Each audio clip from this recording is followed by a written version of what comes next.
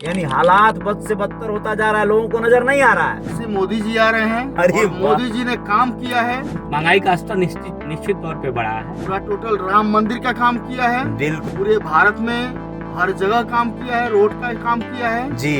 उसके ठेके टेंडर निकल रहे हैं, वो टेंडर ज्यादातर बाहरी लोगों को दिया जा रहा है। मैं चाहता हूँ कि फिर से वापस मोदी सरकार वापस आए। जो सरकारी था वो सब प्राइवेट होता जा रहा है। दोस्तों नमस्कार, अजय साहनी स्टार हूं और रियल रिपोर्टर न्यूज स्टार पे आप सभी का स्वागत करता हूं। समय तो रात का है, लेकिन बात यह है कि 2024 का लोकसभा चुनाव चल रहा है।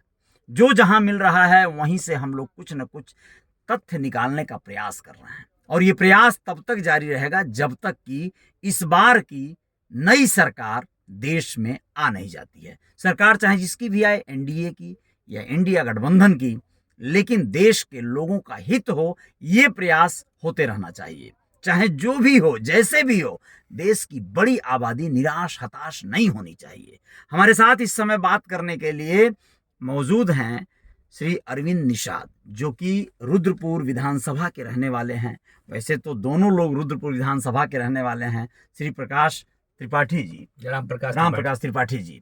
और आप दोनों लोगों से मैं बात करूंगा, क्रमशः बात करूंगा, ये जानने का प्रयास करेंगे कि इस बार के चुनाव में क्या परिणाम आने वाले हैं, देश में किसकी शासन सत्ता आएगी, और ये भी जानने का प्रयास करेंगे कि जो रुद्रपुर विधानसभा है ना दोस्तों, वो बांसगांव लोकसभा क्षेत्र में पड़ता है, जो कि गोरखपुर का पूरा एक हिस्सा और देवरिया का एक पूरा आधा हिस्सा, लेकिन देवरिया जिला इनका पड़ता है। तो देवरिया जिले में एनडीए के जो प्रत्याशी हैं या इंडिया गठबंधन के प्रत्याशी हैं, उनके बारे में भी बात कर लेंगे। बहुत बहुत स्वागत है आपका अरविंद जी।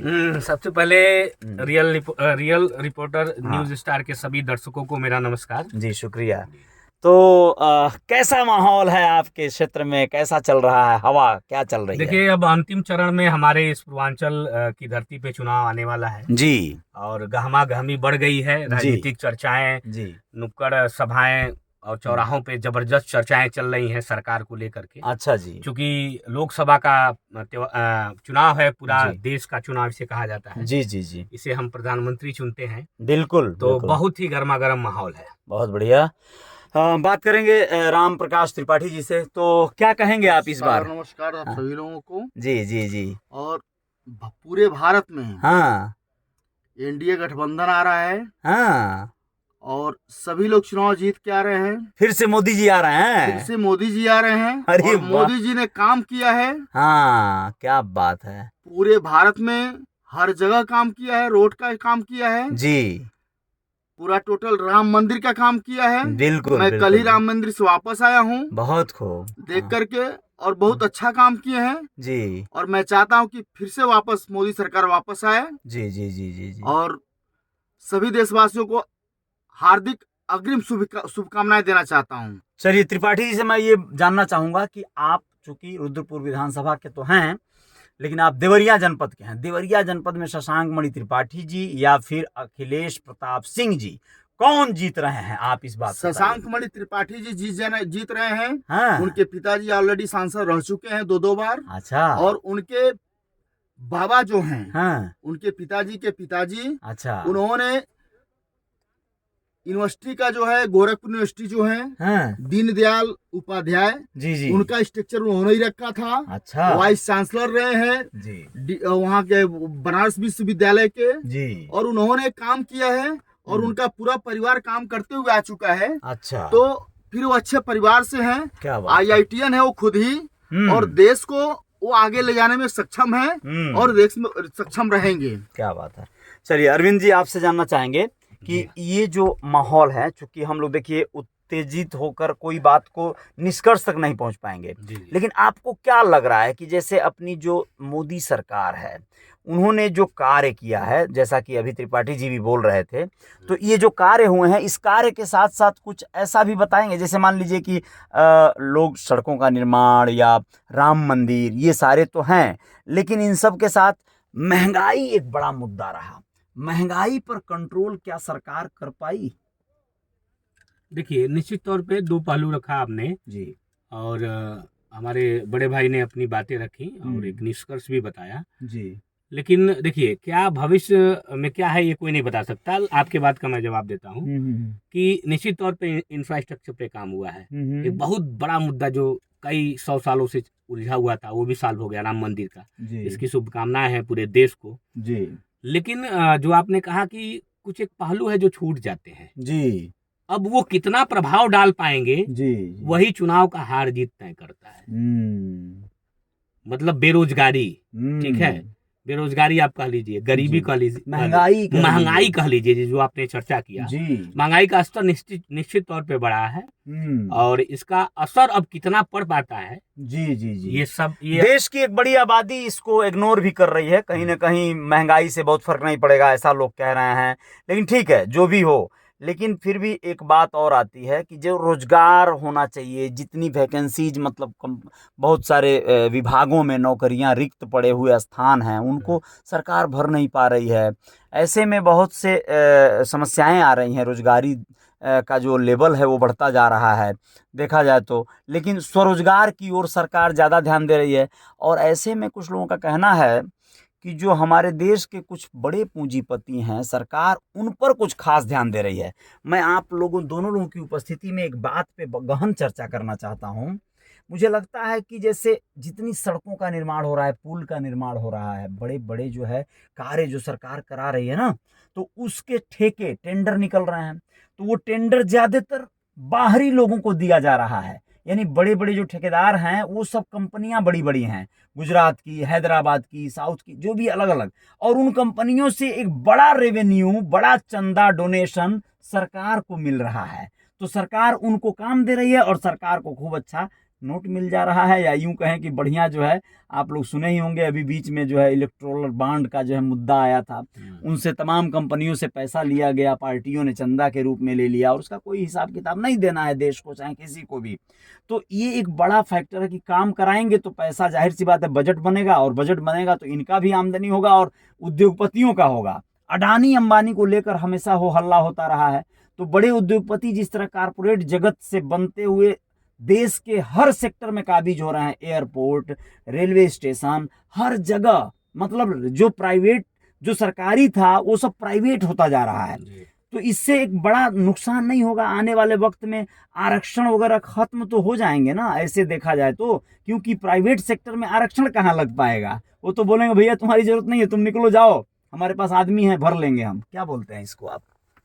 देखिए, अगर निजीकरण की आप बात कर रहे हैं जी, तो मैं ये कहना चाहता हूँ जी कि निजीकरण एक दायरे में होना चाहिए। जी हर चीज का एक दायरा होता है। जी जी जी यानी देखिए, सरकार अगर हम चुन रहे हैं जी तो सरकार का उत्तरदायित्व है, चाहे वो जी। भाजपा हो, चाहे वो ठीक है। कांग्रेस हो, चाहे कोई भी सरकार है। हो, उनकी एक जवाबदेही तय होनी चाहिए। ठीक है अब सरकार अगर ऐसा कर दे, चाहे कोई भी सरकार हो, जी कि सारा कुछ हम अगर दे दें केवल प्राइवेट हाथों में, जी, तो वो बेहतर नहीं होगा। बेहतर नहीं होगा। तब सरकार के जिम्मेदार लोग क्या करेंगे? बेहतर नहीं होगा। सरकार के जिम्मेदार लोग क्या करेंगे? जी जी तो जी, मैं एक व्यक्तिगत रूप से मेरी आप कह सकते हैं एक तरह से इच्छा कह सकते हैं जी कि एक सहभागिता सरकार की रहे हर जगह, हर यानी हाल में रहनी चाहिए। सरकार खाली ना बैठे। सरकार की ही रहनी चाहिए सब। देखिए अभी त्रिपाठी जी आप यहाँ बैठे हैं, मैं आपसे एक जी। बात करूंगा। जी आपने कहा कि मोदी सरकार बहुत अच्छा कार्य की है, बहुत अच्छा कार्य की है योगी सरकार, प्रदेश में सब लोग अच्छा कार्य कर रहे हैं, मैं सबको धन्यवाद भी दूंगा। लेकिन आप रेलवे स्टेशन गोरखपुर पे जाइए, जी इसी गाड़ी में जहां आप बैठे हैं, आप जी। अपनी गाड़ी लेकर जाइए और गाड़ी को जैसे ही आप इंटर करेंगे 3 नंबर या 4 नंबर गेट से, जी आपको हर गेट पर जी मुहाने पर ही बैरिकेड लगाकर खड़े ठेकेदारों के चमचे गुर्गे नजर आएंगे। आपकी गाड़ी का तुरंत पर्ची कटाने का बात करेंगे। ये क्यों हो गया, ये कैसे हो गया? क्योंकि देखिए पहले ऐसा नहीं था। पार्किंग एरिया में जब आपकी गाड़ी जाती थी, पार्क करने आप जाते थे घंटे 2 घंटे 15 मिनट 20 मिनट के लिए, जब रुकना होता था तब जाकर आपसे पैसे मांगे जाते थे। ये नहीं कि आप रेलवे स्टेशन में अपने रिश्तेदार को छोड़ने गए, बैग उतार रहे हैं, तब तक आके कोई आपसे पैसे मांग रहा है। विवाद हो जा रहा है भाई, बहुत ज्यादा समस्याएं आ रही हैं। और ये क्यों हो रहा है? क्योंकि ऐसे लोगों को ठेके दिए जा रहे हैं, ऐसे लोगों को इस तरह के अधिकार दिए जा रहे हैं जो लोग पैसे कमाने के लिए कुछ भी कर रहे हैं। यानी हालात बद से बदतर होता जा रहा है, लोगों को नजर नहीं आ रहा है।